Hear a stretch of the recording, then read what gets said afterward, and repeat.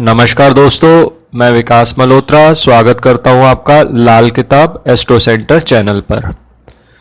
आज के इस वीडियो में चांदी का ठोस हाथी लाल किताब में किस तरह से प्रयोग किया जाता है, क्या ऐसी स्थिति है जिसके अंदर चांदी का हाथी रखने की सलाह दी जाती है और चांदी का हाथी रखते हुए क्या ऐसी सावधानियां हैं जो आपको बरतनी चाहिए और चांदी का हाथी कितने ग्राम का होना चाहिए और किस डायरेक्शन में आपने रखना है, उन सब विषयों पर मैं इस वीडियो में आपसे बात कर रहा हूं।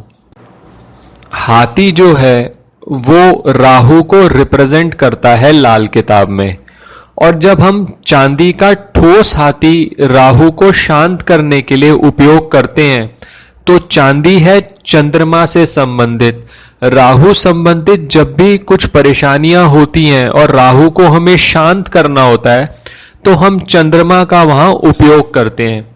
सबसे पहले तो यह समझना होगा कौन सी ऐसी स्थिति है जहां पर चांदी का ठोस हाथी रखने की सलाह दी जाती है। इसमें दो स्थिति बनती हैं, अगर राहु खाना नंबर 5 में हो या राहु खाना नंबर 12 में हो। मुख्यतः राहु अगर खाना नंबर 5 में हो तभी चांदी का हाथी रखने की सलाह दी जाती है। 5वां घर सूर्य का होता है काल पुरुष कुंडली के हिसाब से, और बृहस्पति का ये पक्का घर है। अगर तो राहु शुभ है तो जातक अमीर, बुद्धिमान और स्वस्थ होता है और उसकी आमदनी भी अच्छी होती है और वो अच्छी प्रगति का आनंद भी पाता है। और ऐसे व्यक्ति अगर राहु अच्छा है तो धर्म में उनका इंटरेस्ट बहुत ज्यादा होता है या वो दार्शनिक प्रवृत्ति के होते हैं, और यहां पर राहु तीक्ष्ण बुद्धि भी व्यक्ति को बनाता है। अब राहु अगर 5वें घर में हो तो कुछ समस्याएं भी आ सकती हैं। सबसे पहली तो क्योंकि 5वां घर संतान से संबंधित है तो पुत्र प्राप्ति में खासकर कुछ व्यवधान आ सकता है। ऐसा भी हो सकता है कि संतान प्राप्ति में बाधाएं आ जाएं या पुत्र प्राप्ति ना हो पा रही हो। और अगर राहु 5वें घर में अशुभ है तो ऐसी स्थिति में दिमाग को भी भ्रमित करता है, और कई बार ऐसा भी देखा गया है कि संतान को भी कष्ट या परेशानी होती है। ऐसा भी हो सकता है कि राहु यहां पर गर्भपात करवा दे, और बहुत बार ऐसा भी देखा गया है कि पुत्र के जन्म के बाद पहले तो पुरुष संतान होती ही नहीं, और अगर होती है तो पुत्र के जन्म के बाद जातक की पत्नी 12 सालों तक बीमार रहती है। और अगर यहां पर बृहस्पति और राहु का कॉम्बिनेशन हो जाए 5वें घर में तो पिता को भी कष्ट हो सकता है।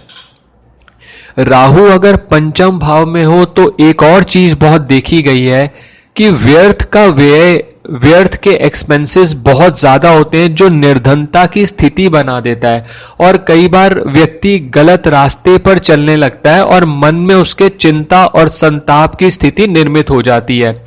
और जब ये बच्चों की पत्रिका में होता है तो बहुत बार ऐसा देखा गया है कि बच्चों की रुचि जो है विद्या प्राप्त करने में कम रह जाती है, और जातक को उदर रोग यानी पेट से संबंधी परेशानियां भी आ सकती हैं।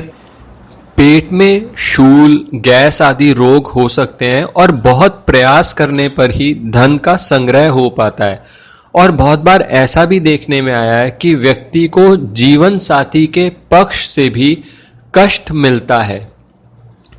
ऐसे केसेस के अंदर चांदी का ठोस हाथी रखने की सलाह दी जाती है ऐसे जातक को। ये तो हुआ खाना नंबर 5 की बात।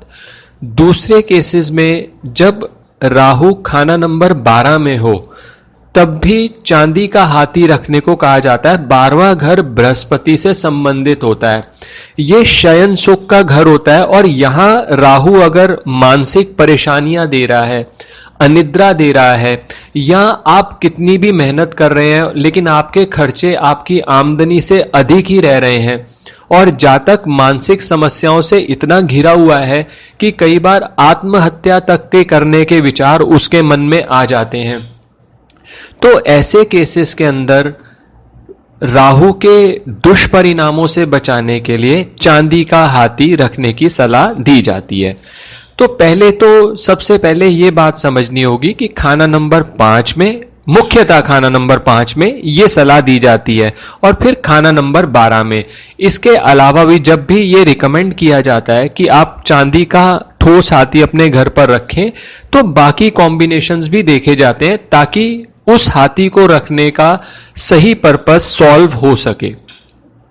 अब दूसरा सवाल ये आता है कि हाथी कैसा होना चाहिए। तो पहले, जैसे मैं पहले ही बोल के आ रहा हूं कि चांदी का ठोस हाथी चाहिए। ठोस हाथी इसलिए चाहिए कि अगर आप खोखला हाथी ले लेंगे तो उसमें बुध का भी समावेश हो जाता है, तो फिर हमारा बेसिक पर्पस ही डिफीट हो गया, क्योंकि फिर वहां बुध और राहु का कॉम्बिनेशन बन जाएगा।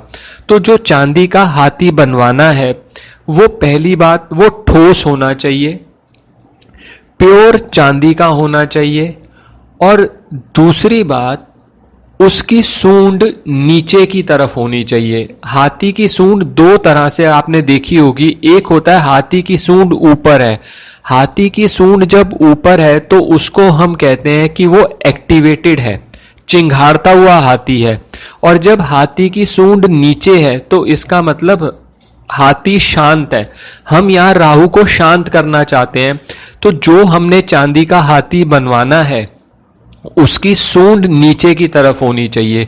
और दूसरी बात, उसका जो पैर है, एक पैर, राइट पैर जिसे दायां पैर कहते हैं, वो आगे की तरफ निकला हुआ होना चाहिए। दाएं पैर का संबंध ये है कि जब भी आप शुभ कार्य करने जाते हैं तो आप दाएं पैर को पहले रखते हैं, और दाएं पैर का ये भी अर्थ है कि वो हाथी मूव कर रहा है। हम 5वें घर में अगर हाथी के लिए उपाय बता रहे हैं या 12वें घर के लिए बता रहे हैं, तो वो मूव कर रहा है 6th हाउस में, जहां वो उच्च की स्थिति में होता है। अब ये हाथी को रखना कैसे है? ये जो चांदी का ठोस हाथी बनाएंगे, इसको चांदी की ही कटोरी में रखना है, और गंगा जल से कटोरी भर लीजिए और उसके अंदर इस हाथी को डुबो कर रखेंगे।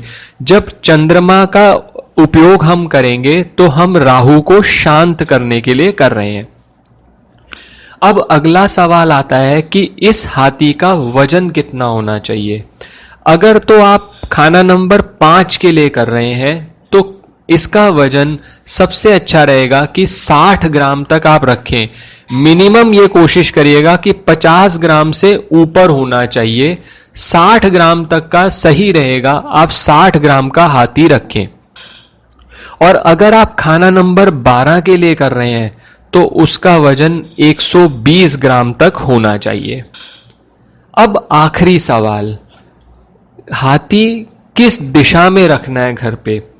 तो सबसे अच्छा रहेगा कि ये जो चांदी का हाथी आप चांदी की कटोरी में गंगा जल में डुबो के रख रहे हैं, इसको आप नॉर्थ डायरेक्शन यानी उत्तर डायरेक्शन में रखें, जो कि खाना नंबर 6 से संबंधित है मकान कुंडली में। उस केस के अंदर आपको राहु अपने कोई भी नेगेटिव इफेक्ट नहीं देगा, बल्कि आपको जो राहु से नुकसान हो रहे हैं वो बंद हो जाएंगे। तो दोस्तों, चांदी का ठोस हाथी किन स्थितियों में रखा जाता है, क्या चीजें आपको ध्यान में रखनी है, और क्या उसका वजन होना चाहिए और किस दिशा में रखना चाहिए, इस पर मैंने आपसे बात करी। आशा करता हूं आपको ये वीडियो पसंद आया होगा। अगर आपको ये वीडियो पसंद आया तो बाकी लोगों के साथ भी शेयर करें, और आपने अगर अब तक हमारा चैनल सब्सक्राइब नहीं किया तो इसे ज़रूर सब्सक्राइब कर दें। बेल बटन को पुश करना ना भूलें ताकि समय पर वीडियोस की नोटिफिकेशन आपको आती रहे। किसी भी तरह के ज्योतिषीय परामर्श के लिए आप हमारी वेबसाइट्स पर विजिट करके अपॉइंटमेंट बुक कर सकते हैं। वेबसाइट्स का लिंक वीडियो के डिस्क्रिप्शन बॉक्स में दिया हुआ है। धन्यवाद दोस्तों।